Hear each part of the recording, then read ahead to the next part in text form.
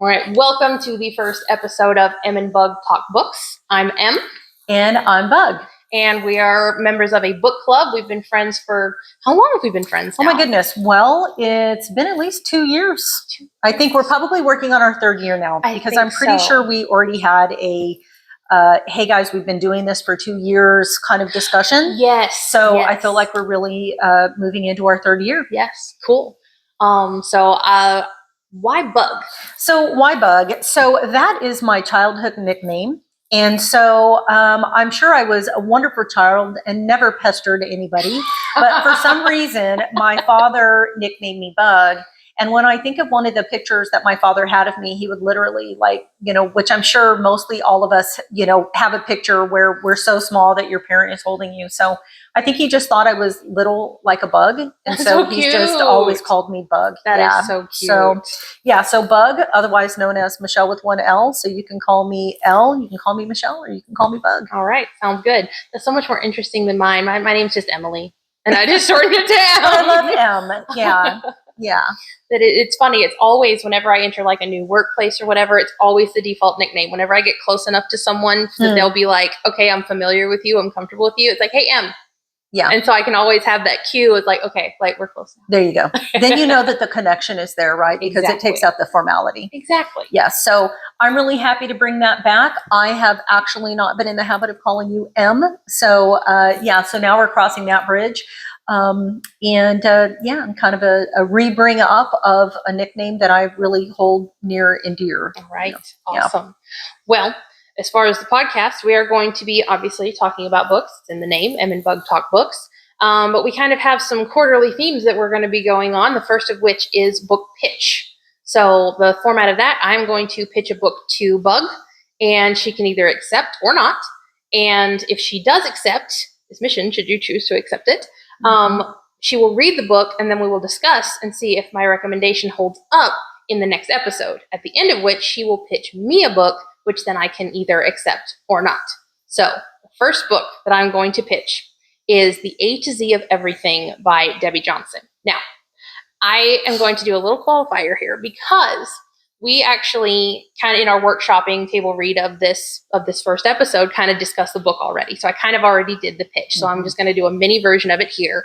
It's two daughters who are estranged, and you find out very early that their mom is dying, and she is sending them on a journey to find each other again and heal the rift after her death by way of a scavenger hunt called The A to Z of Everything. The other qualifier I will put on this is I had not finished reading the book whenever I pitched it. Lesson learned on that one, but I will not say anything else. Which I will not say anything else along those lines, but I will be so happy to discuss it. I am so, and she said yes, by the way. She accepted the book pitch already. But maybe explain a little bit why you accepted the book pitch. Like what excited you hearing me tell you about what it was going to be about? Well, I think one of the things that really excited me is, number one, why are we here talking about books? It's because we really want to hear about the journeys that it took everybody on. And I just think that you end up learning, number one, what books we each like. Number two, so many different book recommendations. And I think that really since we started with our book club group, I have just been devouring books. It's almost like I don't want to be without a book. I'm either reading it, listening to it, like I just feel like I'm going from one book to the other. So to me, it's just really exciting to hear about the journey, the feelings, the thoughts, where that book is actually taking you. So when we first talked about it, since we have had the opportunity to pre-talk about this book, I think one of the things was just, especially because you were just getting started with the book. So I know you've had some mixed emotions with this book, but it was, so it was very, a lot of passion, a lot of excitement. It sounded like the book just immediately grabbed you. It did. Yeah. And it held me until the very end. I will say that for it. Yeah. Which, you got to appreciate a book that does some twists and turns, but sometimes, it's like, how does it leave you at the end of the journey? So, it takes you on a journey, and then it's where do you end up at? Yeah. How does it make you feel? Mm-hmm. Which I think is another great thing about talking about books, reading different books, especially maybe ones that you would have not otherwise picked up and read. And it's allowing yourself to just really get a window into whatever's going on in the book with the characters, Mm-hmm. feel these emotions and thoughts, and then you always reflect after. Yeah. And I think that's a lot about talking about books and having book clubs and things like that. Is just really talking about where that book leads you. So that definitely got me interested. I think anytime we're sitting around and somebody is really talking about a book that they've really enjoyed, or they're feeling really passionate about, or excited about, or sometimes mad about, Mm-hmm. you know, it kind of makes you like, I'm interested in reading that book for that reason. Yes. So that really got me. Yeah. And then we talked about the title. Yes.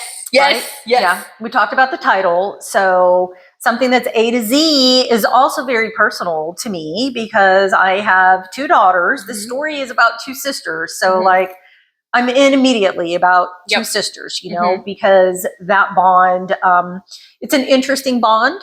Yes. You know, I'm viewing it from the inside out. You actually live inside of that sister bond. Yes. With my older sister. Yeah. So that really kind of interested me there. And just so happens my daughters begin with A and Z. So my daughters are A to Z. So that really got me interested in as well. So A to Z is your everything. So the A to Z of everything. Oh my gosh. Just like. Yes. Immediately like, let's go. Yeah, exactly. So I'm like, okay, the title has me intrigued. You really like it. And I feel like for the most part, I've yet to pick up a book that one of us has really recommended and said, oh, I just love this book, and felt like it fell flat. So, you know, I guess we've also kind of learned talking about books so much, kind of, you know, what each of us like, but also we know that we could get good recommendations from each other. Right. I'm also in healthcare. So that's another thing, because I think that the dynamics of the book, the conversations of the book, I'm just really interested to see how it's going to play out, because I think the conversations are challenging ones. So how do they finesse that? How do they do that? Mm-hmm. And then, how do the two sisters, it sounds like they've, some space is between them. Yes. So how do they grow? You know, how does the book ebb and flow? Mm-hmm. And then how they put that through. So it feels like a life lesson-y book. Yes. You know? Again, like I feel like I'm going to learn maybe some tips and tricks about, you know, how to have these difficult conversations. And it's creative, right? To do A to Z of everything. So, you know, after this book, I'll probably be A to Z-ing everything. So I don't know. We'll see how that goes. But it sounds, you know, it's kind of a catchy, exciting thing. So time to bust out the what's it called? Not cue cards. Index cards. There you go. Time to bust out the index cards. The index cards. Yeah. So we'll be A to Z-ing everything after this. But so there's a couple of things that just originally, you know, that initially kind of drew me in and made me interested in the book. Gotcha. Yeah. So you did mention just some roller coaster emotions without any spoiler alerts. I mean, can you talk a little bit about this journey? Yes. I will say it has to do with the sister dynamics, and I have a tidbit that I can share next time after you've read it. Okay. It has to do because my sister worked out something that I didn't, and she worked it out immediately. She was like, no. And I was like, I never would have seen that coming, because I was just like, I didn't come from it from the older sister perspective, but I'll leave that for later. But I remember being riveted, being like, what could possibly have happened? That this bond, which was so strong, because you see them when they're kids, like it kind of like you kind of past, present, everything else. You're learning about their mom's history, like you're seeing these scenes, these flashbacks and stuff. What could have possibly have happened to have caused such a rift, to break such a strong bond? Like it made me cry. I was just like riveted. I'm like, because I saw so much of me and my sister in the younger and older sister dynamic, and just our personalities. And so one of the very, very early scenes in the book, they're taking care of each other. They're in it. Like it's them and that's it. And so just seeing it play out, it really, I went up here and then I was down here and then you're up here, and then seeing all these things, and they're so close when they're kids, and just knowing, even without knowing what happened yet, that breaks, it just adds this layer of just like heartbreak to all, even the like good solid ones where nothing's going wrong yet. So it was a wild ride. It was very captivating just based on subject matter. And I also appreciate the fact that it's about sisters. Like so many books, even if they are about like grief or loss or whatever, they gotta, shoehorn in like a little romance story or whatever. Oh, true. But even if there is some of that featured in the book, it's nowhere near the main focus. So I did appreciate those aspects of the book. So that is my non-spoiler kind of.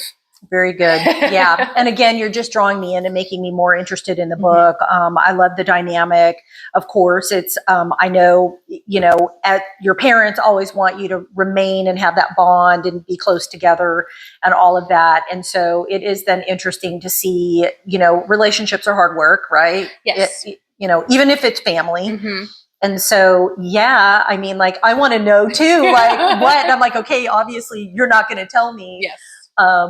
But yeah, I'm super excited to hear about that. So it's two sisters and you're a sister. And there's an older sister and a younger sister. And I know where you fall in that, but do you identify with one more than the other? Or do you feel like you're just like, I'm the younger sister, therefore I'm going to identify with the younger sister? To a point, yes. But then whenever there's like certain twists and everything else, it just blows everything out of the water. And I was like, what the hell is even going on? I was like, how did we get here? There's got to be more to this. Like, and just continuing on. So yes, I will say that especially when they're kids, I very much, it was like younger, older. Like it's spot on. Like those roles and the dynamic is just like exactly what I experienced. Yeah. Which is a testament then, I think, to the author. And so, you just wonder, is the author a sister herself? Has she been through these, similar dynamics? Sometimes I feel like it blows my mind when somebody who seems so outside of what they're writing, but yet they can write it so true to form and make you feel it and take you on that journey. And, so it also makes you interested about the author as well. Another non-spoiler aspect about this book, it is not set in the US, it is set in the UK. No. Yes. So that is another total connection for me then. Oh my gosh. Okay. Yeah. So there's some English blood in here, some British blood. So I drink a lot of tea.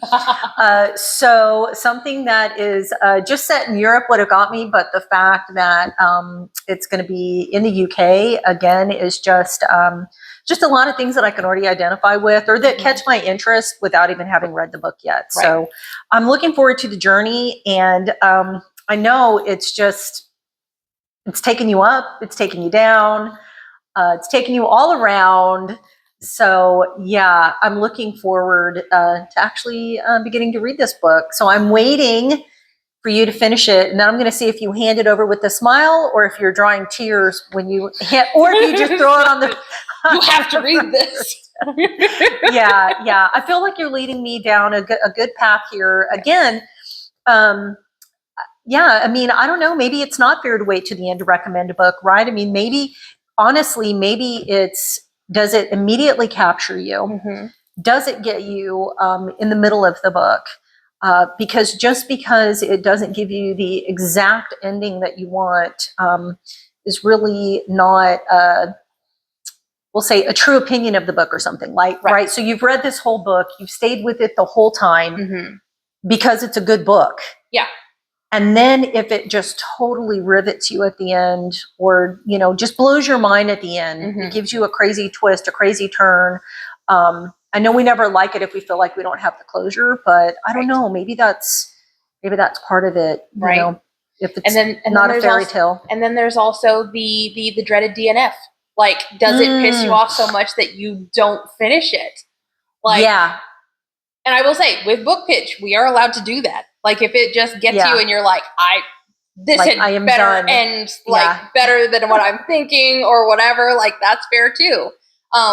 But yeah, so it's definitely going to be a very lively conversation next time. So I'm trying to you're trying to hold it in, mellow right now. I have all this knowledge. You got to be very, so you cannot spoiler alert between now and then because, we're talking books all the time. And so we're giving each other updates. And so that's how I knew, there will be a book club in between now and when we record the next episode. Oh my gosh. I'm going to have to just be not say anything. I have read nothing. I don't know Yeah, what a it's like, book so what have you been is. reading? So yeah, so that is going to be a challenge because yeah, we've constantly talking books. So you've got to not spoiler or let me know too much on text message because Yes. that's how I knew like, ooh, this book is challenging your Yes. emotions. Yes. And then, yeah, we're going to have book club and we're all going to be sitting around talking about the latest books that we've been reading. And this is like a gag order. I mean, we've never had a book club where you can't talk about a book. Oh, wow. But it is going to be fair challenge because I'm also, in my head thinking about what is the next book that I am going to want to pitch to you. And so I'm really already kind of thinking about that. Because if we've already talked about it in depth, like at book club, and we kind of already know, ooh. Yeah. So, we'll have to figure that out. Yeah. So the plot thickens because I'm reading a book right now. I've got a couple in my mind. But when we meet for book club, I won't be done with this book. So again, are we free to talk about it? Are we not free to talk about it? Do I want it to be a complete mystery so you don't know till I pitch it? Or is that part of the pitch? I don't know. Also, if you could be like, oh, it's this book, here's the non-spoiler thing, I can be like, Michelle, cover your ears, and then just okay, yeah, quickly get it out there so everybody else can Emily, hear. leave the room. I have to say this, but I'm thinking about pitching this book. Yeah. So we'll have to think about so we'll really have to think about that because we are getting ready to be in a situation where we would be talking about books, and quite frankly, you would be talking about the book that you're reading now, and I would show up and I would talk about the book that I'm reading right now. Yep. So, of course, I've got two books going right now. So I always got one going on tape, because I feel like I'm just devouring books. And so, yeah, one I'm listening to. So honestly, I would have to get the hard copy of it. So we've got it to switch up. And then the other one, it's kind of like my nighttime read right now. So my hard book read, which is kind of cute and fun. And then, you've got a young person in your life. So then there's also just a fun book that I've already finished reading that, who knows, maybe I want to put it on your pile because it could be, some books that you end up having the young person in your life read. So, yeah. So it's just kind of, reading books of the youth is sometimes fun too, right? So it's just it's a non-stressor. It's an easy read. So I have a hard decision to make because there's a lot of choices because I've got to decide which path I want to send you down. Yeah. Well, I'm excited for that journey. Very good. All right. Well, we'll keep driving each other down these paths. Yes. And so once you're done reading the book and I start reading the book, then we can maybe find out a little bit more about the author, like background, like where is she from? Yeah. Is she from Britain? Is she a sister? Is she, I kind of like to know that. The book that I'm reading now, I'm actually kind of interested to know. It was an author that was recommended to me so much that a book was given to me to make me read the book. So that is the best way to get somebody to read a book is literally give it to them. Yes, you hype it up, plant the seed, and then you're like, by the way. Yeah, so I own a hard copy of one, and then I've been able to find the other two through the library. And I think that's been another thing that has really made me read a lot more books is just finding that option for a book on tape. So now I have one when I'm stationary and I'm relaxing. And then I also have, something that I'm also audible reading while I'm on the go and moving around. And sometimes I will have one book and I'm in both what would we call it? Mediums, in both mediums. So sometimes I'll do that. But so far, I'm doing that book as an audible book, and so I'll have to find it. But I would like to know more about the author, just because I don't want to tell you too much just yet because I want to be able to pitch it to you. But I am interested in the author, and it's an interesting convergence, if that is a word, where it really brings together fiction with nonfiction. And so in every book, you are learning or reading about an actual event in history. Oh, and that's then awesome. the story is moving through that, and you're following a character through that. Nice. I'm going to tell you too much. Okay. I love a good but so I kind of like that. So so I think maybe my first pitch will be much like you've pitched to me. I think something that's more of kind of like a serious book with a lot of dynamic and characters that you're going to identify, feel, have feelings about, whether you're rooting for them or being mad at them or whatever, whatever it may be. Maybe the first book that I'm going to bring forth is going to be one that's still on a very serious level. And then, and then maybe the second book, I found it at the thrift store and I knew the author. And so I picked it up. Okay. And it was a very easy read while I was traveling. But again, I think it's, like a teenager would love this book. Yeah. And then, of course, there's a series of the books. And I'm kind of mad because I picked up the second book. I found the first book on tape, read the second book, and the third one is not attainable. Oh, I'm not, so I'm going to have to hunt it down, but I love the author and, it's just done a lot of great things. So I feel like that's also something that we've really learned about talking about books is just, I was never really anybody that was like identifying authors. Yeah. And I feel like when I joined the book club, there was a lot of, I love this author and I love this author. And so now I'm beginning to get a little more identified with different authors. Yeah. And, so now if I'm again walking through the thrift shop and buying a book for like 50 cents, and I don't often think about that to actually go look to see if there's, a book aisle in the thrift shop. Yeah. So Asha's gotten really big on that, is looking for books. And so I found it there. So yeah, I literally found it, but it was kind of looking through and we keyed off on the author because we know that's an author that we really like. I see, that's so interesting because I get jealous of book series if my author is writing on another series and I'm waiting for a book. Yes. Yeah. See, and I've read all of them. Then I was like, oh, those are more like adults. They're clean, but they're more like adult murder mystery type thing. So, it's like something happens to somebody and now we're trying to uncover that mystery. Yeah. And so me and my mom we're always watching some type of British murder mystery, or like the one we're watching now is set in Paris, and we swear that we can now speak French. We cannot, but I'm like, am I even reading the subtitles anymore? I think I'm just, I feel like I can understand it. But a lot of his books were put out on PBS in their, I can't remember, like Murder or Mystery Night or whatever they call that section. On PBS. And so they took a couple of his books and put them into that. So it was really cool because I had read the books and then got to watch the show. Yeah. And then also vice versa. So just stumbled upon that. Yeah, he had this other series that is kind of more youth driven, but I found it fun and relaxing and easygoing. And they ought to make movies of this. Like it would win at the theater. Speaking of making movies a thing, that is another framework we're going to be using. Summer is going to be movie or TV adaptations of books where we discuss, and it could be one that we've both read. It could be one that one of us has read and we assign it to the other and be like, hey, are you interested in reading and going over this one?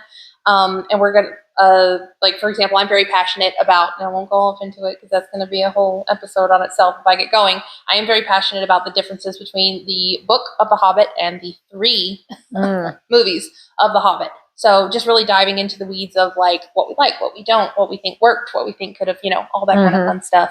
Yeah. And like, which is better.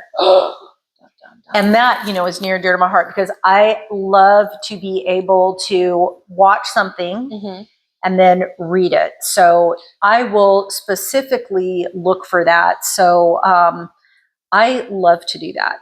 So, and I think, and then we'll have a debate because it's very personal, right? Whether you want to watch it first or read it first. And so we're going to talk about that. I love what you told me the other day about why you like to watch it first versus reading it and then watching it, like casting wise. Can you go into that? I loved hearing you talk about that. So, and because I learned it the hard way, and that is because I feel like when you read a book, you then begin to imagine and visualize the characters, right? And so, with the Hunger Games, to me, that character Finnick and how they described him in the book was, you know, kind of tall, dark, and handsome, and you know, so I had a vision of Finnick, and they casted him as Sam Claflin, who is don't get me wrong, who did great, and I loved him, but I had to go through a process where I had to accept him, and I love him in it, but you know. So that was one example where I was like, they did not cast him like I felt like they needed to cast him, but it had it been the reverse, because obviously he nailed it. They did it. The casting director knew what they were doing. Yeah. He's obviously a fabulous actor, came to love him. But when he first walked in, I was just like, what? You know, so I had to get adjusted to that. Where the other example which is, I think when it really just hardwired it for me, where I'm like, this is the way that I like to do it, is when the Lincoln Lawyer stuff came out, that movie. And so went and saw the movie. And then after that, I was like, oh my God, there's a book. And so every time I read that book, I am seeing and hearing Matthew McConaughey. All right. Yeah. Like, I mean, just, you know, that's what I saw. And so I really feel like I will do better if I just go see it. And then I have the characters and I know what they, you know, are looking like and sounding like. And obviously that's somebody's vision too, right? When you have a casting and a director and everything that goes into a production. So have a vision how they're going to take this book and turn it into life. And so I find that I like to see their vision first, and then read it, because then I already know how the characters have been cast. Yeah. And I also, I just cannot understand why people are like, the movie wasn't as good as the book. Well, of course not. When you especially when you start doing an Audible book, right? You realize how many hours is in reading a book. Yes. So like the book that I do have on tape, you know, that's an Audible book right now, it's like 15 hours. Yeah. And so somebody who thinks, wow, and these books that I'm reading, I think that they would be great movies. But literally you're taking something that takes you at least 10 to 12 to 15 hours of a book and trying to put that into 2.5 hours. And so you really do have to slice and dice the content. You've got to figure out, you know, what are the pieces that absolutely need to remain in to be able to tell the story, to get everybody the feeling. And there's a lot of movies that just absolutely nail it. Yeah. You know, and then, so I like that, because then I can really appreciate the movie, the vision, the way it's put together. And then when I read in the book, then it's filling in the blanks. So nothing is missing for me when I watch it.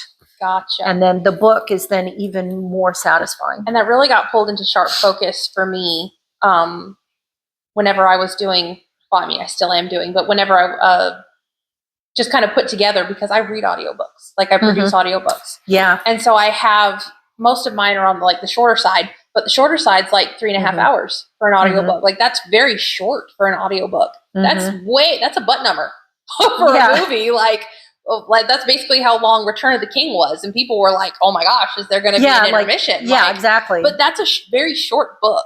It is, in the grand scheme of books, that is a short book. I mean, it's nothing to see a book, especially like an epic fantasy that's like 19 to 24 hours. That's a whole day. Can you imagine sitting there and watching every single scene of in it for an entire day? But that'd be a miniseries. Yeah. Which those exist too. Exactly. So there is the argument to be made, should this have been a miniseries? Was it successful as a movie? You know? Yeah. And then the ones like we talked about before, which I'm going far afield, but whatever. It's our podcast. This is talking books. That's the way you can just talk endlessly, because it's a trail. You never know where it's going to lead you. Like the Studio Ghibli film, Howl's Moving Castle. That jumped genres. Like that wasn't a manga that became, Studio Ghibli. That was a book by Diana Wynn, I believe. And Miyazaki read it and was like, oh, I like this. I'm going to develop it. And, it became what it was. And so they're so wildly different. Like, you can't even really compare them, but they're both delightful.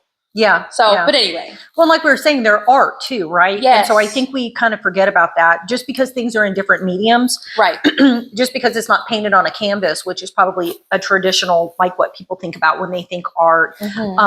Writing a book and being able to, put all that together, that is an art in and of itself. Yeah. I mean, it's obviously takes a lot of pouring into that. It's perfecting. It's a skill. I wonder how an author would actually think about that. Like what is their thought about their work? Do they see it as art? But I liken it to art just because I'm saying that in and of itself is a piece that somebody has produced. Yeah. And then you have another person coming in. I mean, it's like a script, really, which is kind of what amazes me is then when you do see an adaptation, whether it's a miniseries or it's a book, and especially if it follows it pretty closely, because there are some things that will follow it to a T. There are other things that will take more liberties.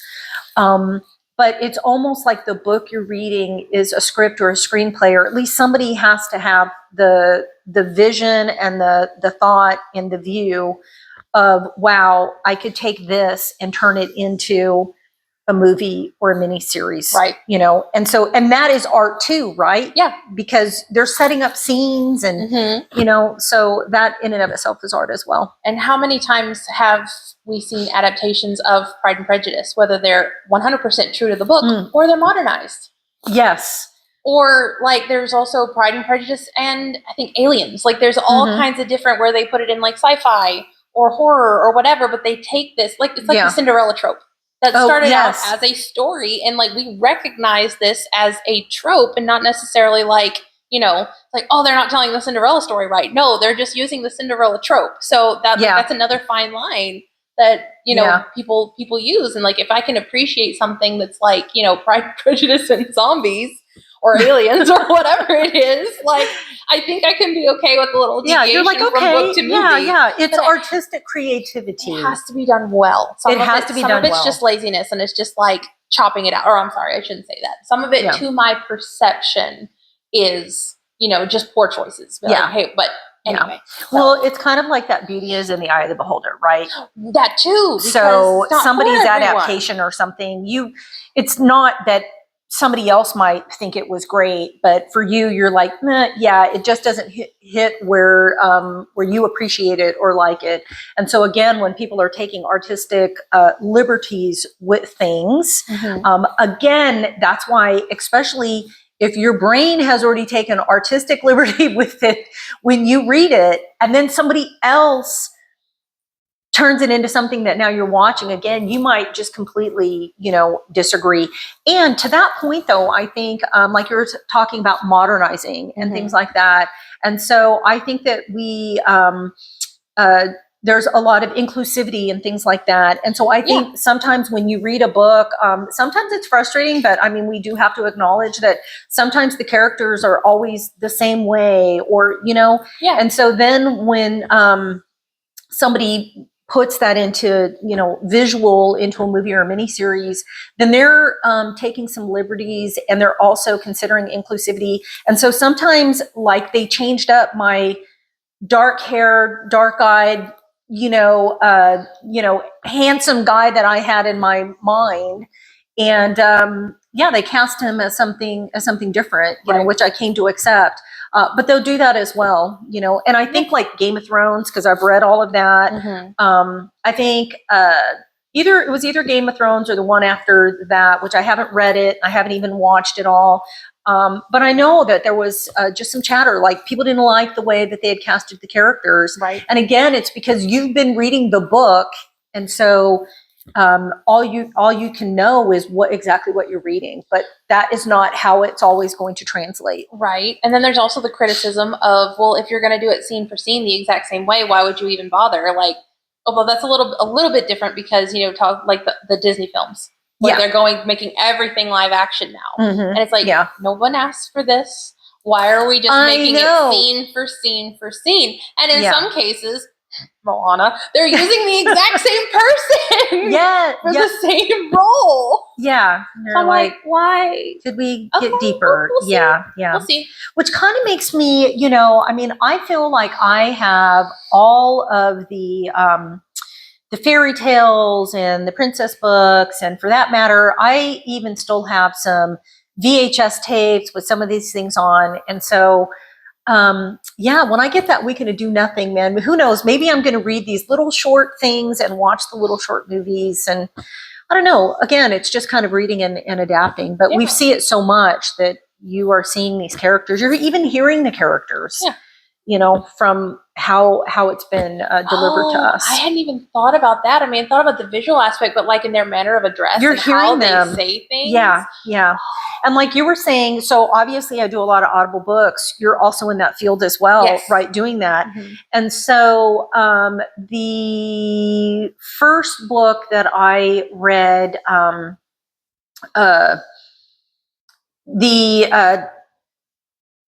the person who read the book, mm-hmm. as she portrayed the character, now I'm reading the second book, mm-hmm. and I hear that person because they are the character for me. Yes. Yes. And so it's very, very different. Interestingly enough, though, I will say it is, trying to think of, I don't want to get the book title wrong. The Housemaid, right? That's the movie, right? With the book. And funny, the person who read the Audible book probably I didn't find a real discrepancy between how she read and portrayed the character, mm-hmm. in the book because I've seen the movie. That was one where I'm going backwards. I'm not following my usual route. But it matters to me how the book, like who the reader is. I was trying to do some Michael Connelly, mm-hmm. I think. And again, I feel like I didn't click with the reader. Yep. So, and is that the right terminology? Would you say you're a reader? What is that? Yes, producer. I mean, but you could say it's a production. Yeah, you could say I didn't click with the producer. I didn't click with the narrator. The narrator. Okay, yeah. So I'm like, there was just, and I had read so many of his books that I think that I've just read so many of those books that I already have an inner voice, whether I mean to or not, with that character. And so I just couldn't click with it. And I was so looking forward to that book coming out. But I think I'm just going to have to get the hard book and just read it. How novel.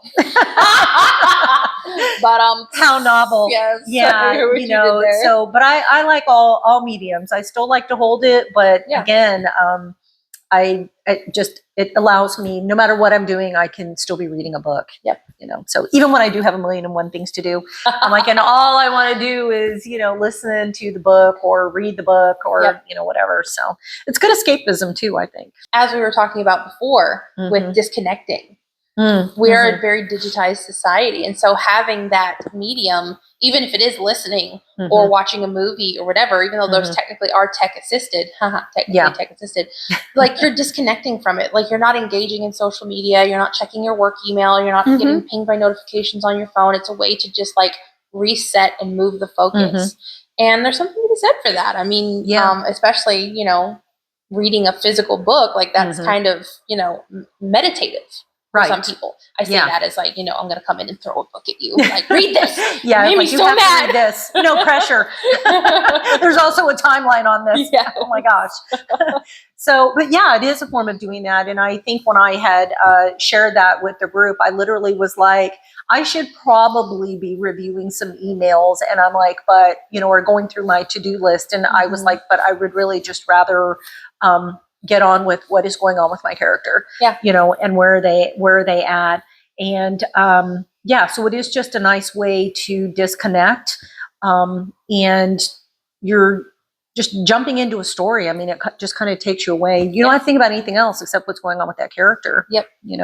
And I will say, I don't know, I think this is the book that I'm going to recommend because I find myself, feeling for this character. Like I'm rooting for this character. I'm feeling from this character and I'm like, oh no. And, so I'm very invested in it. And there's been a lot of good books that do that. It's just the one that I'm in right now.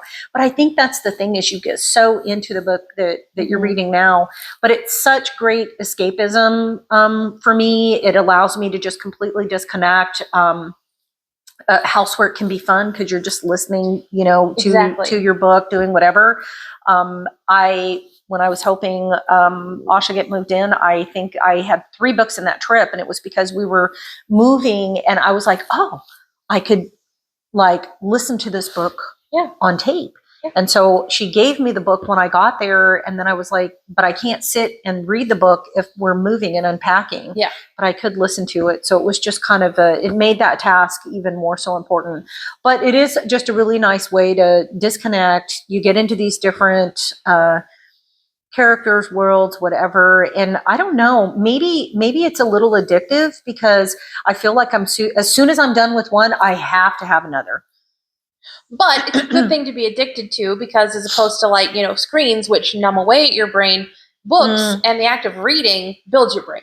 So That's like, true. It's kind of like exercise. It is exercise. It's just exercising your brain muscles and strengthening like your attention span and everything else. So I think that there's nothing but upside. When it's reading, there's nothing but upside. Yeah. So I could be addicted to cocaine. Like I know. books, okay? Yeah. There's all kinds of things we could be addicted to. It could be craft supplies. You know how expensive that is? Oh, I've spent many a time organizing those craft supplies. Right. But yeah, I mean, I think that's so true. And it's kind of interesting because I can also remember, depending upon where you are in your life, I think there are seasons where you don't have time to read. Yes. And so I felt like I went through a long time where I was not reading for pleasure. Yeah.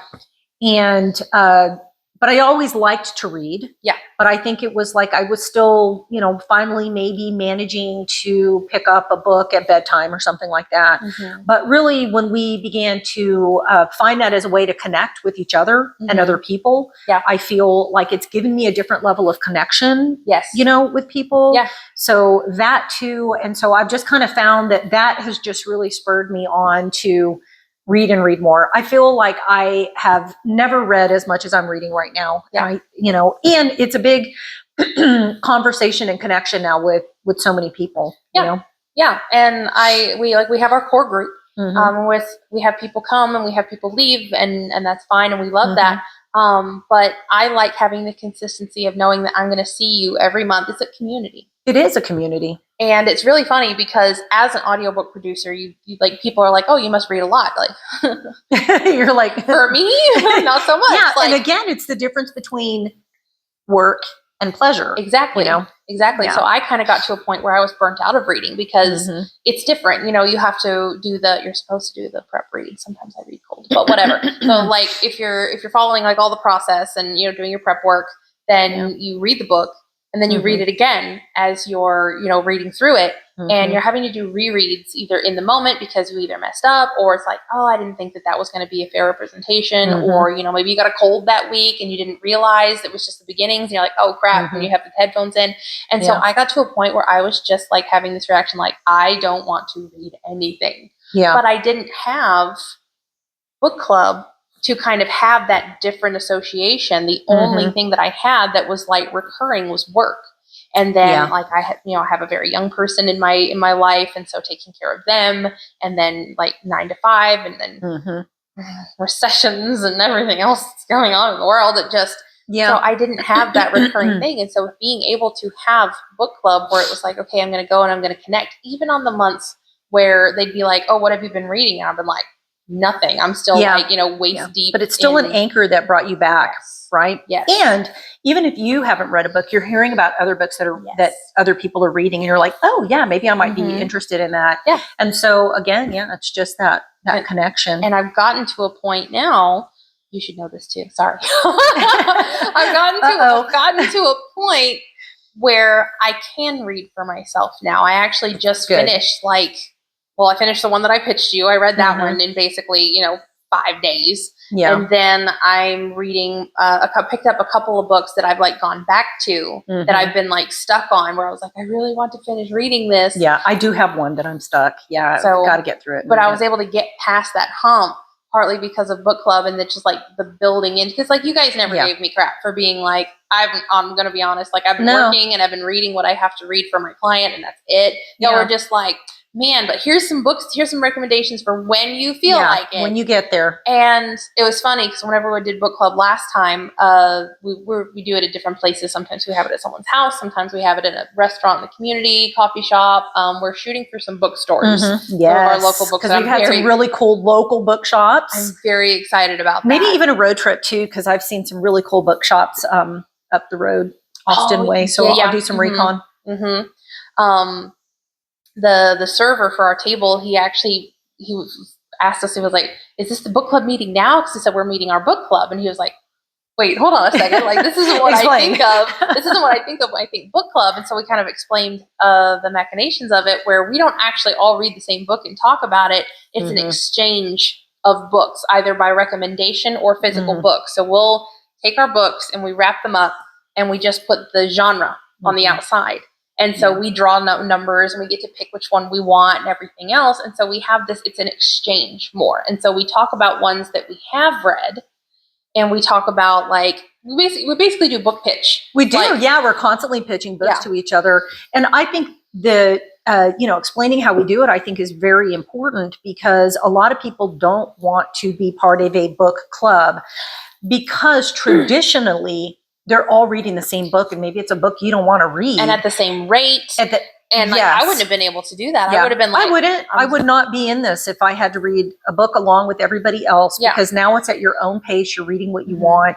And so it is very much, we're constantly pitching books. We're exchanging books.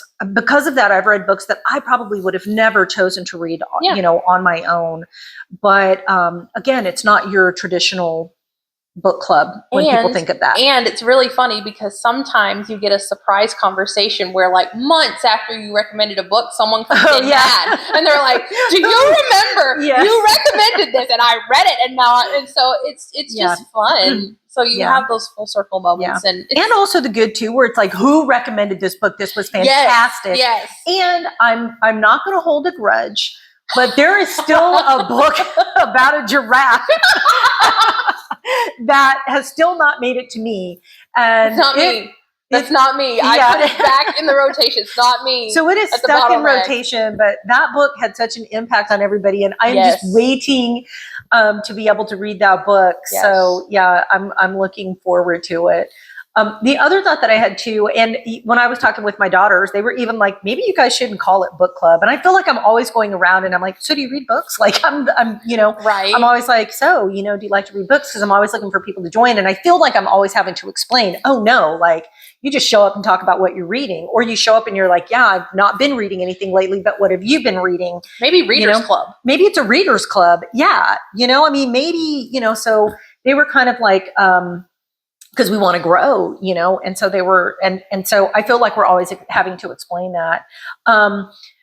Going back to your production of these books, they really are productions. Yes. And there's so much so that sometimes I feel like I have not catapulted, what would be the right word for, like, you're here, and there's probably a good sci-fi term for it, but it's like I've gone back to the past. And transported back to the past. And it makes me think of, was that what life was like when they didn't have TV, but they would tune into the radio and have a show read to them, because I think some of those book productions that I do like, I'm constantly in the middle of one, I almost forget that I'm being read to. Right. Like transported. So I feel like I've transported to, it's like I'm watching a movie. Yeah. But I'm listening to a movie. Initially, before you got the full thought out, I was thinking maybe it's teleported, but teleported is just physical, like from here to there, I'm outside, but transported goes time and space. Oh, okay. So, good to know. Yes, Transported. So transported, because I just think like, oh wow, this must have been what that was like before they had movies. So maybe that was the first way that, like, a book or a story or whatever. Well, obviously, right? It started with radio, and then it went. They had the drama series on the radio where they would have in the studio be like, he walked forward sinisterly. Yes, right. And the sound effects and stuff. It's the same thing. Same thing. So I feel like, yeah, I can be transported like that. So I think too that that's been another thing that has changed for me is when we started with book club, obviously I started reading a lot more. Yeah. And then we began to find ways that we could listen to Audible books, productions of books. And then I went to the library, and I laughed because we went to the library to get the library card so we could get free access to productions of books. And then we were buying books because then they have like and we were like, okay, what are we doing here? We are crazy about books. Yes. So and that's why I hesitate to move away from book club, because it is book centric. It is. And it's not, and like reading club, it sounds like we get together and read. No, but we don't do that either. No, we don't. We can't. We're eating, drinking, talking, but it's all about books. Right. So it is book club. Yes. It's just not the typical book club. So we have redefined book club. It is book club is what we make it. Yeah. Book club is what we make it. And I'm not like I've been involved in a lot of book clubs because I'm like, no, I'm not reading a common book at a common rate to come and discuss it. And I laugh because work does like us to do that with but then that's not reading for pleasure. Yes. That is not reading for pleasure. That's homework. But so that's homework. And maybe that's why I don't like a traditional book club. And maybe that's what makes people feel fearful of a book club is it becomes homework and not pleasure. But I was going to say I don't have a lot of involvement in those types of groups, but I will say that ours is the only group that I know that does it this way. And I think because of that, it works. Yeah. Yeah. I'm going to do a brief call out of another group in San Antonio, Book Swap. And on Instagram, it's San Antonio_reads. And the organizer's lovely. She'll share my stuff on Instagram whenever I'm like, oh, I got this at Book Swap, whatever. It's very similar in spirit because everyone kind of comes together and you bring books and then you can take books. And there's obviously these little splinter conversations that happen about, oh, I brought that book. You're going to really like it. It's because of this, or I really like this author, or just talking about like who everyone is and where they come from. So it's not as formalized as our book club, but it's kind of in the same spirit, in the same vein, because those conversations do happen. Yeah, you're still exchanging books, you're still talking books. And I'm very excited to see how Josie grows it and how it kind of moves forward, because we've been to several and they've just been like getting bigger and bigger. Wonderful. And so I'm super excited. I'm very jealous too, because I'm super excited as well, because I keep hearing about them and I keep seeing the